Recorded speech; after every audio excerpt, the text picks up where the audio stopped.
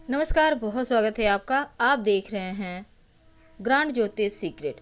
धनु राशि वालों, मई 2021 आपके जीवन में क्या कुछ बड़ा बदलाव लेकर आ रहा है, आज हम आपसे यही साझा करेंगे। देखिए, अगर हम आपके कार्य क्षेत्र की बात करें तो दसम भाव के स्वामी जो बुध देव है ना, छठे भाव में है। अब वाद विवाद से आपको हर हाल में बचना होगा, क्योंकि आपके ऑफिस में कहीं ना कहीं राजनीति चलेगी। तो राजनीति में आपको नहीं फंसना है। खुद को बेहतर करने के लिए आपको हार्डवर्क करना है। अपने कार्य कुशलता के बल पर आप वो सब कुछ प्राप्त कर सकते हैं जिसके आप अधिकारी हैं। वैसे तो वरिष्ठ अधिकारियों के साथ बातचीत करने के दौरान शब्दों को जरा तोल मोल कर बोलिएगा, सोच समझ कर बोलिएगा, नहीं तो आप बुरी तरह फंस भी सकते हैं। अब दूसरी तरफ मानसिक श्रम ज़्यादा करना होगा। शारीरिक की बजाय जो स्मार्ट वर्क होता है उस पर आपको फोकस करना है। जो कारोबारी हैं उनके लिए ये महीना जो है मई का बहुत अच्छा नहीं है, क्योंकि पार्टनरशिप में काम करते हैं तो सप्तम भाव में मंगल है। इस कारण से हो सकता है वाद विवाद हो जाए पार्टनर के साथ। तो आपको यहाँ पर चीज़ों को समय रहते सुलझाना होगा। और 26 मई के बाद जब बुध देव आपके सप्तम भाव में आएंगे तब एक बार स्थिति फिर से बढ़िया हो जाएगी। आधुनिक तकनीकों के जरिए आप कारोबार को ज़्यादा बेहतर कर पाएंगे। अगर हम धन की बात करें तो द्वादश भाव में केतु, छठे भाव में बुध और राहु की उपस्थिति, 4 मई के बाद शुक्रदेव भी छठे भाव में आ जाएंगे तो यकीनन आपके जीवन में खर्चे बढ़ाएंगे। तो आकस्मिक रूप से जो खर्चे बढ़ेंगे उससे आर्थिक स्थिति प्रभावित होगी। आप बचत कर पाने में असफल रह सकते हैं, जिसके कारण आपको मानसिक परेशानी हो सकती है। तो इन हालातों से आपको निकलना होगा।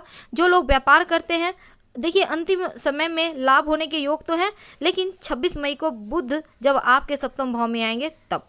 वैसे तो अगर आपने लोन वगैरह कुछ लिया हुआ है तो इसको चुकाने में आप सफल भी रहेंगे। जाने अनजाने उन खर्चों पर आपको कंट्रोल करना है जो बेवजह के हो रहे हैं। इस समय कर्ज लेने से बचिए, नहीं तो हो सकता है निकट भविष्य में आप उतार न पाएँ और आप फंस जाएं। तो ज़रा संभल के। स्वास्थ्य की बात करें तो देखिए विशेष ध्यान रखने की आवश्यकता है, क्योंकि द्वितीय भाव में शनिदेव के आने से छठे भाव में राहु बुध की उपस्थिति आपके स्वास्थ्य में थोड़ी बहुत समस्याएं देगी। और आपको अपने खान पान का विशेष ध्यान रखना है।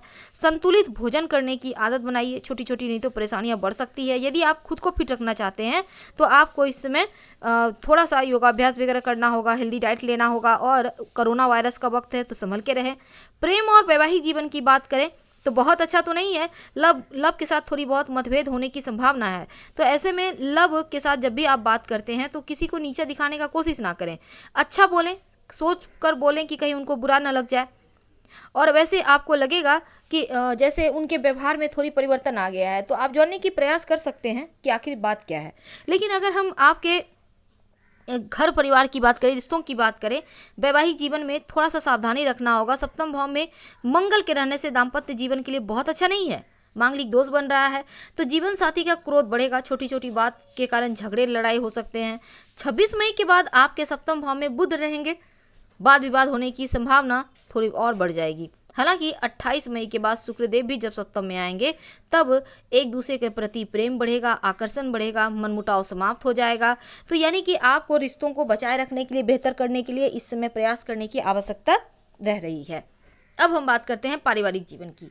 तो देखिए यहाँ पर उतार चढ़ाव हैं, लेकिन द्वितीय भाव में जिसको कुटुंब का भाव कहते हैं शनिदेव रहेंगे तो तृतीय दृष्टि से चतुर्थ भाव पर यानी कि सुखों के भाव पर होगी। तो पारिवारिक जीवन में गिले शिकवे हो सकते हैं थोड़ी बहुत। तो ऐसे में थोड़ा सा आपको यहाँ पर ध्यान रखना, अपनी वाणी पर कंट्रोल रखना है और विशेष स्थिति में चुप रहें तो बढ़िया है।